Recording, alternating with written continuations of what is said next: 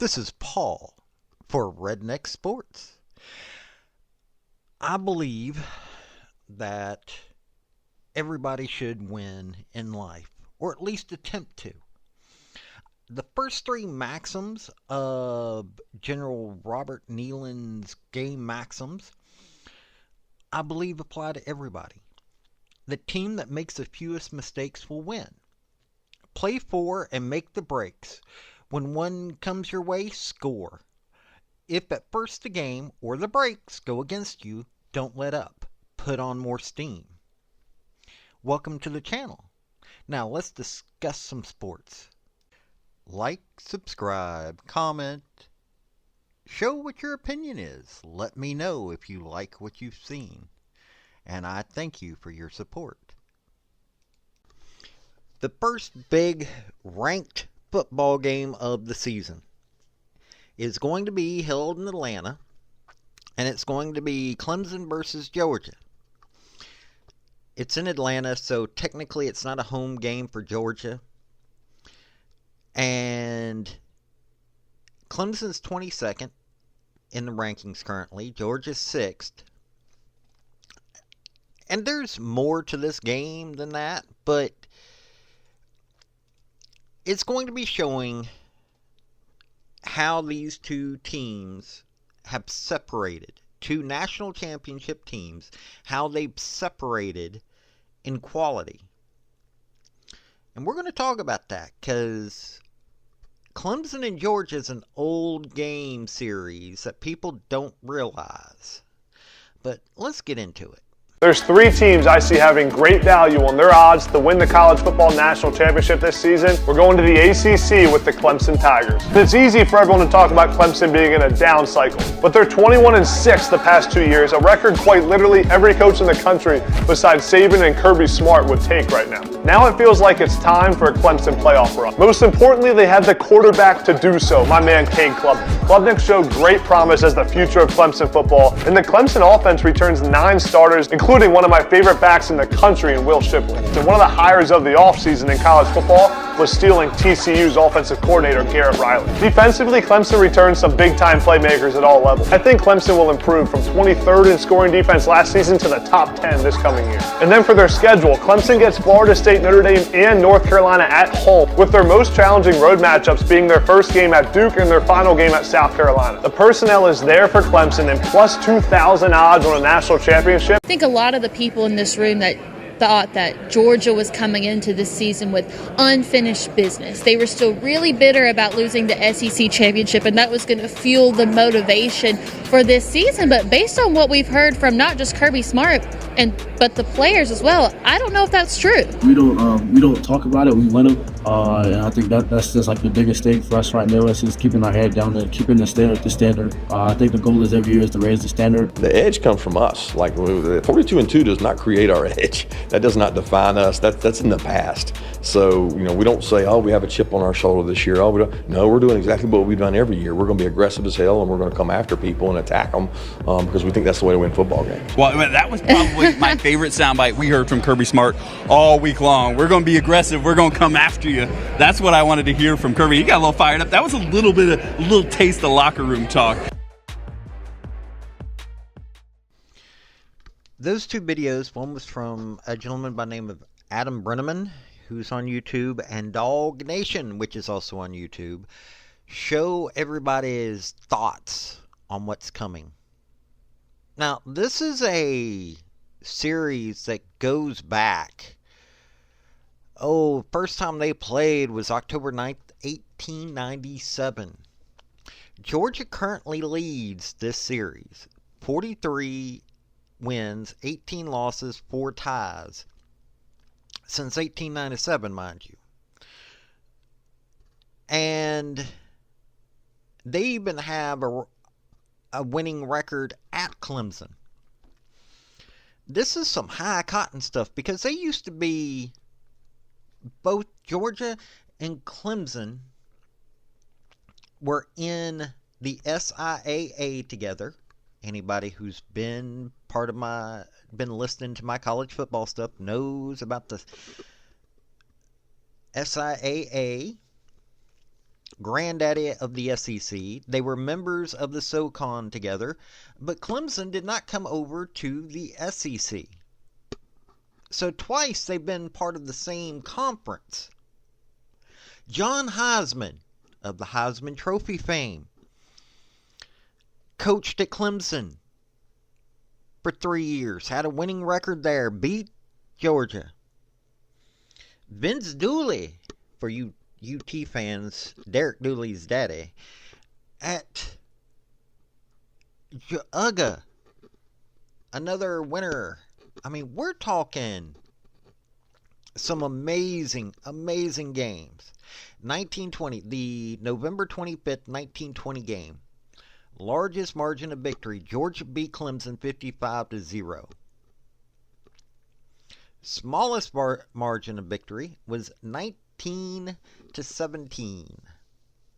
And this was in 1995.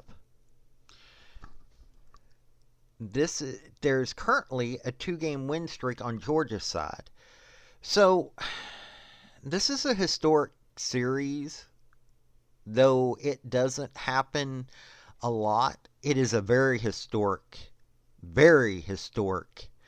series. And I do believe that we're about to have another good game, hopefully. Then again, though, Kirby Smart's been doing some dangerous stuff against some of these teams. Now, Clemson, let's talk about them for just a second. Clemson under Dabo Swinney, Dabo's just not been able to adapt. The transfer portal is frustrating him. And he doesn't like it. Okay, fine, you don't like it, but right now, until he figures out what he can do against teams that know how to use the transfer portal elegantly, such as the problems he had against the University of Tennessee, he's not doing that good. Now, Cade Klubnik, their quarterback, he's got a lot on his shoulders for this game. He really does. I think that he's going to try to put out, but you're coming up against a Georgia defense that don't like to give up points.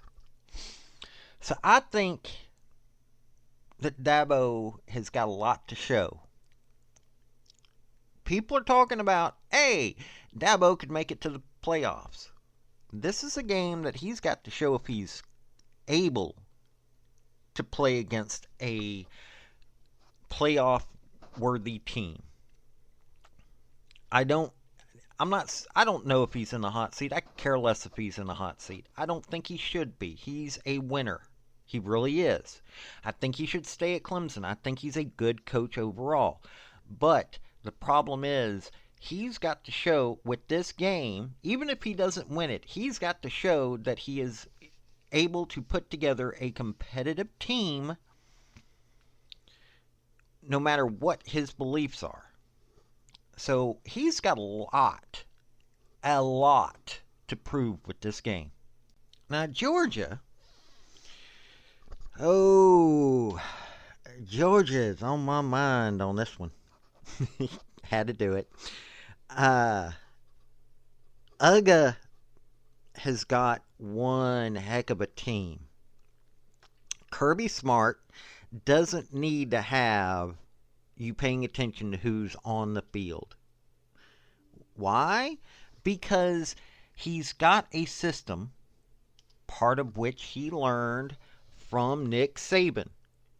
He is, in my opinion, Nick Saban's greatest accomplishment outside of what he did for Alabama football.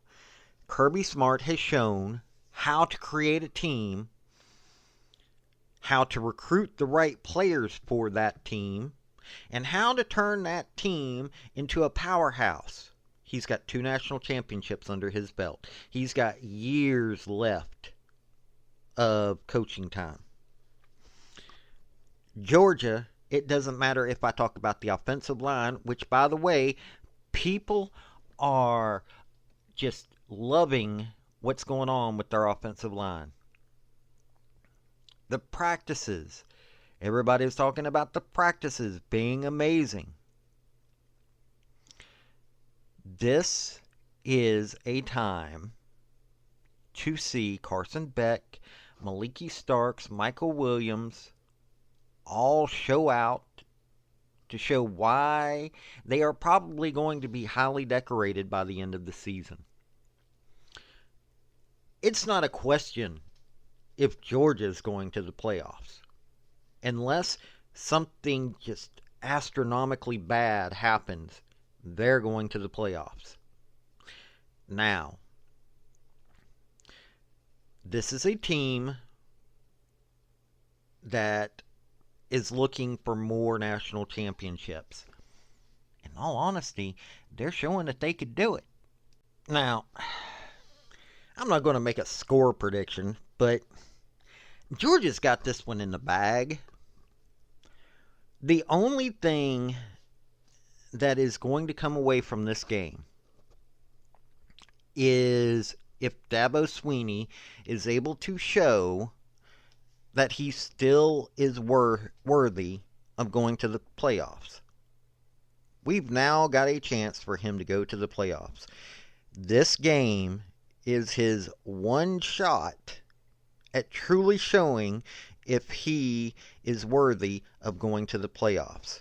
Now, maybe later on he can fix what's going on, but this season, this one game is what is going to show whether they can go or not.